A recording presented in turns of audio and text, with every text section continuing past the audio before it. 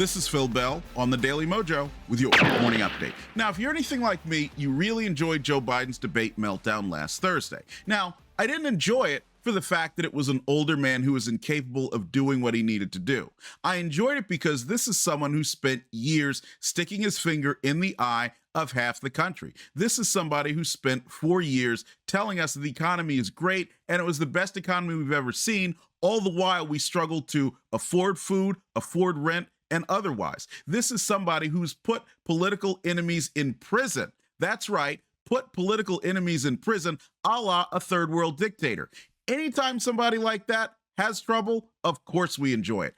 But here's the thing, rather than take a victory lap and rather than start to prematurely celebrate a Trump win in November, it's up to us to get to work right now. You see, the problem is that we as conservatives have been interested in politics at election time, but in no other time. That's why it's incredibly easy for someone like Joe Biden before and after his decline to get involved and to convince people that they are doing the right things.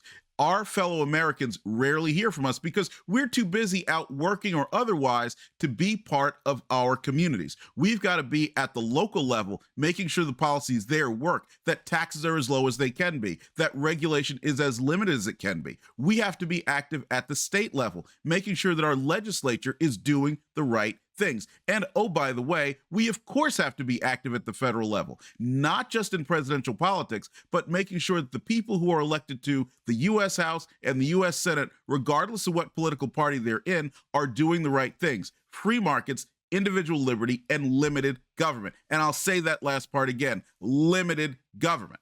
If we aren't doing these things, then sure, we may have a big victory in November, but after that, things will go right back to the way they are now, and we will be complaining once again about why they are so bad. So the first thing you can do is make sure that you have the Daily Mojo app downloaded to your smartphone and notifications enabled. That way you'll be among the first to know what's going on and how you can take action. But the second thing I want you to do is look for some way for you to get involved today after you finish hearing this message. It's important for you to do that because that is what will stop future Joe Bidens from ever becoming a factor on our political scene.